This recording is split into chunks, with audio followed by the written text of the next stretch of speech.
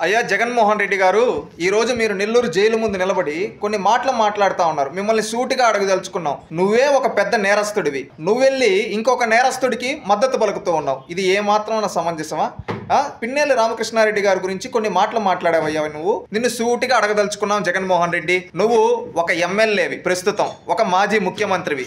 ఈ రోజు నువ్వు ఒక నేరస్తుడి దగ్గరికి వెళ్ళి ములాఖాతుల్లో మిలాఖాత్ అని ఒకప్పుడు అన్నావు కదా. ఈ రోజు అదే మిలాఖాతులకు నువ్వు వెళ్ళి ఏం చేసావో తెలుసు? బయటకు వచ్చి ఏం మాట్లాడుతావు? ఒక నేరస్తుడు, ఒక రౌడీ మాట్లాడతాడు చూడండి, వీధి రౌడీ, ఆ విధంగా మాట్లాడుతున్నావు. నువ్వు ఒక ఎమ్మెల్యేవి, అది గుర్తుపెట్టుకో. ఒక ముఖ్యమంత్రిగా ఉండేటప్పుడు హుందాతనం లేకుండా నోటికి ఎట్టొస్తే అట్ట మాట్లాడావు. అందుకని ప్రజలు నిన్ను ప్రతిపక్ష హోదా కూడా లేకుండా చిత్తుగా ఓడించి నీ పార్టీని దాదాపుగా 164 స్థానాల్లో ఓడించారు. 170 స్థానాల్లో మీరు ఇప్పుడు 164 స్థానాల్లో మిమ్మల్ని ఓడించారంటే ప్రజలు మిమ్మల్ని ఎట్ట చీకొట్టారో ఒక్కసారి అర్థం చేసుకోండి. ఇంకా మీ పద్ధతి మార్చుకోకుండా, మీ తీరు మార్చుకోకుండా బయటికి వచ్చి ఏది పడితే అది మాట్లాడాలంటే కరెక్ట్ పద్ధతి కాదు. జగన్మోహన్ రెడ్డి గారు, పిన్నెల్లి రామకృష్ణారెడ్డి అమాయకుడు అంటూ ఉన్నావు. అనేక మంది బడుగు బలహీన వర్గాల సంబంధించిన అనేక వ్యక్తులు గొంతులు కోసిన వాడిని, వేధించిన వాడిని అమాయకుడు, సౌమ్యుడు అంటారా జగన్మోహన్ రెడ్డి? సూటిగా అడుగుతూ ఉన్నాం, సమాధానం చెప్పు.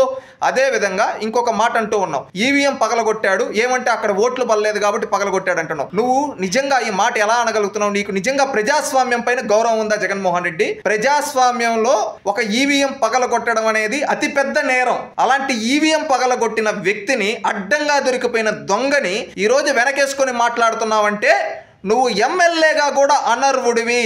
ఈ రాజకీయాల్లో ఉండడానికి కూడా నువ్వు అనర్వుడివి. అది గుర్తుపెట్టుకో జగన్మోహన్ రెడ్డి. ఇంకొక మాట అన్నావు, ఏమన్నావో తెలుసా?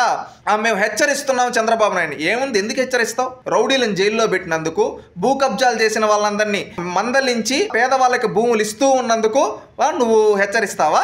ఏం మాట్లాడుతున్నావు అసలు? నువ్వు ఒక రౌడీలా మాట్లాడుతున్నావు. మారు, నువ్వు ఒక శాసనసభ్యుడివి. అది గుర్తుపెట్టుకో. అది గుర్తుపెట్టుకొని మాట్లాడితే గౌరవం ఉంటుంది.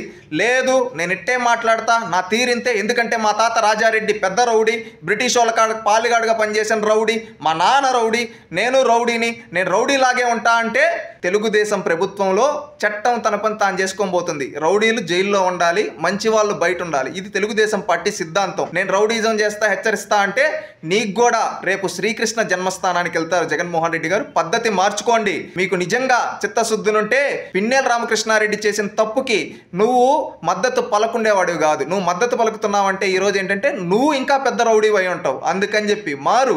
ఎందుకంటే ఇన్నేళ్లలో నువ్వు ఈ రోజు వచ్చి మీడియా ముందు ఎట్లా పడితే అట్లా మాట్లాడుతున్నావు కదా జగన్మోహన్ రెడ్డి. గతంలో 5 ఏళ్ళు నువ్వు ముఖ్యమంత్రిగా ఉండేటప్పుడు ఒక్క రోజన్నా ప్రజా సమస్యల గురించి ఇలా మాట్లాడావా? మాట్లాడలేదే. ఈ రోజు మాత్రం నీ బినామీ, నీ తోటి రౌడీ ఈ రోజు తప్పు చేసి జైలుకి వెళ్తే మాత్రం బయటకు వచ్చావే. నీ పెత్తందారి బుద్ధి బయట పెట్టించుకున్నావే. ఒక్క రోజన్నా ఒక్క దళిత ఎమ్మెల్యే కన్నా అపాయింట్మెంట్ ఇచ్చావా? దళిత మంత్రులకు అపాయింట్మెంట్ ఇవ్వలేదు. ఏంటంటే నీ చుట్టూ నీ సొంత సామాజిక వర్గాన్ని పెట్టుకోవన్నావు. ఈ రోజు ఒక రౌడీ జైలుకి వెళ్తే బెంగళూరు నుంచి పరిగెత్తుకుంటూ వచ్చి ములాఖాతుల్లోకి వెళ్తున్నావంటే నువ్వు ఎవరికి ఏమి ఇస్తున్నట్టు? ఏ మెసేజ్ ఇస్తున్నావు? నేను రౌడీలకు అండగా నిలబడతా, గుండాలకు అండగా నిలబడతా అని మెసేజ్ ఇస్తున్నావా? మారు, పద్ధతి మార్చుకో.